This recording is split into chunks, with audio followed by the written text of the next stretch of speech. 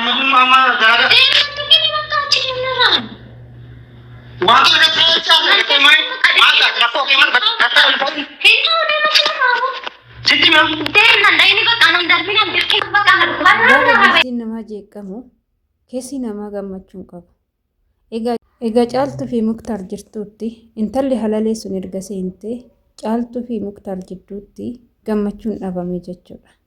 Haala kanaan muktaar caaltuun ofirraa akka ariite hundi keessanuu quba qabdu jechuudha. Mana hin jiraatu ariitee jirti. Iddoon ni jiru, iddoon ni jiraatu hin beektu.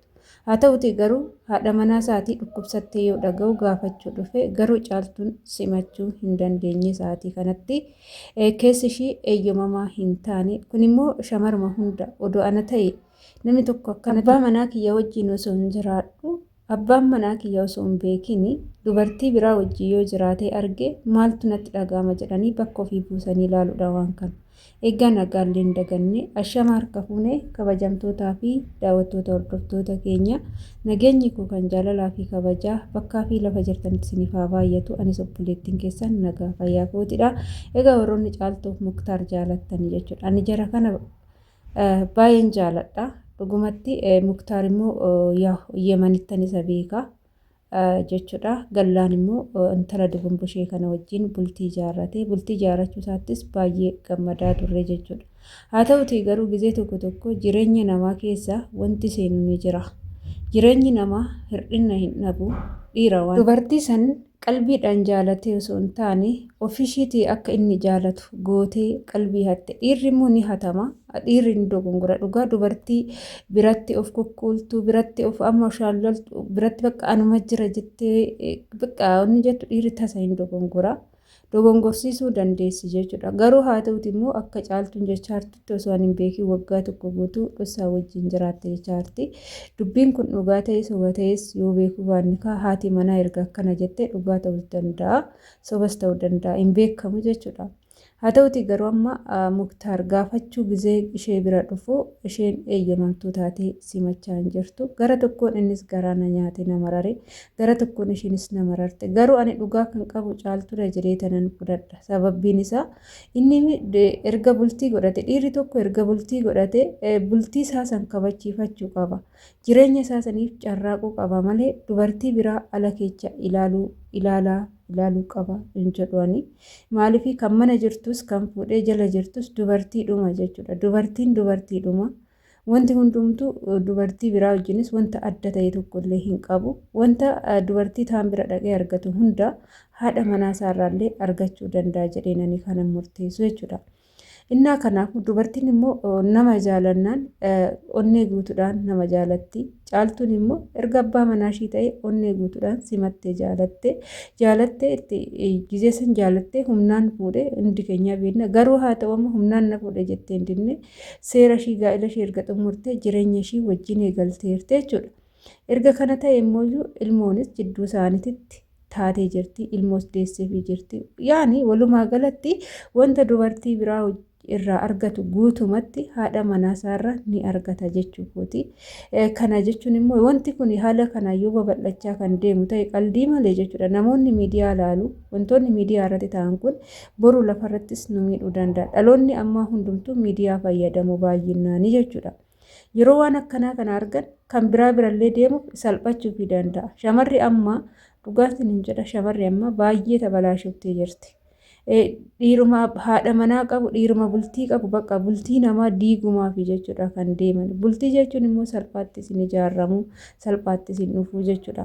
Gaafa miidhamni obboleettii keenya kanarra ga'e baay'ee namatti dhaga'ama. Haa ta'uti garuu guyyaarraa muktaar mana dhufeera nadhaan dhufe jette caaltuun garuu inni gaafachuu dhufe ishiin immoo simachuu dinnaani waan wallaalee kaayi namni ni rifata. Rifachiisteerti simachuu keechishii dheengaddaa akka viidiyoo isinii maxxansetti jechuudha. Dhukkubsattee mana yaalaa galtee jirti. Kan namni akkasitti haala sanii viidiyoo sana argee haadha manaasaa dhukkubsattee ciistu argee garaa jabaatee hin taa'a hin jedhuani. gaafachuu dhufee garuu isheen simachuu hin dandeenye keessi ishii jechuudha. Indoom yeroon si argina dhukkubaa hanqinni dhiigaa kunatti kaayattee sa'aatii kanatti ishiin hanqina dhiigaa godhatteerti. Aariin immoo hanqina dhiigaa dhukkuba garagaraa namatti fida. Obboloota go'aa daraa keessan aguma fedha illee yoo aartan qaama keessan eeggadha. Yoo fayyaa taatanidha mugguttanii mormitanii kan namallee injifachuu dandeechan. Egaa caaltuu kiyya ani wanni isin jedhu abbaa manaa kee kana dabarsitee hin kennini. Haala kanaan hin loliinini.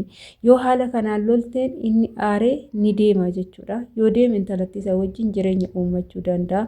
Aguma fedhallee yoo ta'e abbaa manaa kee yeroo jalqabaati. Jireenya kee yeroo jalqabaati. Osoo amma isaan gargar baatee gara biraa deemte ati bultiin biraa sittiin toltu sittiin taatu jechuudha. Innaa intalli sun si injifattee abbaa manaa kee akkasirraa hin fudhanne ati jabaadhu abbaa manaa kee dhuunfadhu malee dabarsitee of harkaa hin kennini. Haala kanaan loltee ifattee ofirraa ariitee ofirraa hin kenni. Dhiirri immoo gaafa aare hin deemu hin jedhu ni deema jechuudha. Yoo aaree jedhee ni deema. Yeroo deeme kana immoo situ gaabbaa jechuudha. Amma akka har'a lolteen kanaan deemi jetteen kanaan aariidhaan deemee ishii bira bulee odoo ishii faana waan barbaade ta'ee ishiin ilmoo wayii jidduu isaaniitti uumamte kan caalu aartaa jechuudha. Galee kan caalu aartaa kanaafuu abbaa manaa kee haala kanaan shamarran koanii wanni isiniin jedhu yoo jiraate aguma fedhallee yoo aartan dubartiidhaan sababa dubartiitiin jireenya keessan keessatti wanti wayyoo uumame dubartiin abbaa manaa keessan tokko yoo ilaalte gara ofii deeffachuu yoo barbaadde isin abbaa manaa keessan ifaajaatii gara keessan deeffadhaa qalbii isaa hundumaa gochaan haalaan jechaan hataati akka inni dubartii san garagaree hin laalle godhaa malee lolaan aariidhaan ifaatuudhaan ifannaadhaan ofirraa hin ari'ina. Gaafa san inni ni deema. Dhiirri gaafa lolteen gaafa ifatte akka dubartiitii miti. Onneen dhiiraa akka dubartiitii miti dhugaa. Keenya onneen cabaadha kan isaanii akka keenyaa miti. Odoo amma nuti dhiira wayii jaalannee nu argani nu waraanu nu ajjeesu jechuudha.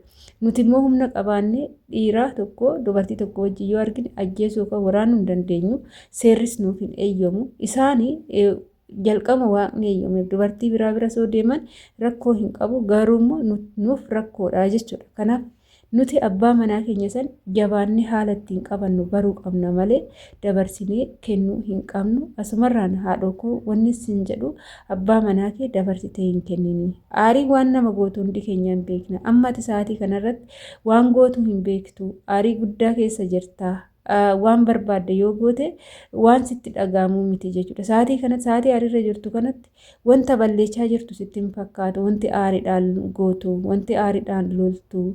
Haalli hundumtuu waan balleechaa jirtu sitti fakkaatu garuu badii guddaa isaa dalagaa jirtaa dhokoo asiif galee badii guddaa dalagaa jirtaa lolaan narraa ba'ii deemee asii wantoota inni sii fidee dhufe kana wanta inni sii fidee dhufe kana itti na jalaa goosistee naa fidee jechuudha. Wanti kun ishigii ta'uusaa hubachuu qabda. Banaadha moo banaa miti jettee addisiidha moo addisii miti jettee adda baafachuu qabda malee haala kanaan harkaa fuutee akka aariitti harkaa darbuu osoo hin taane inni gatteechiftee sitti haasa'uu dhufe waan ta'eef maaliif akka gara dubartii san biraa deemee sirraa maal dhabee akka deemee maal akka barbaadu gaafachuu qabda malee daddarbitee innuu dhufeemi daddarbitee ofirraa ariitee baasuu hin qabdu jechuudha.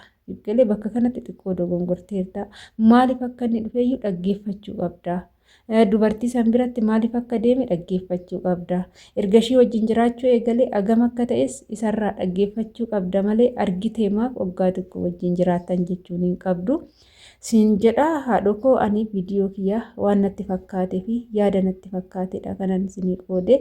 Egaa turtii na wajjin gootanii guddaa galatooma. Viidiyoo kiyyaa ammaaf asumarraa nan goolabaa.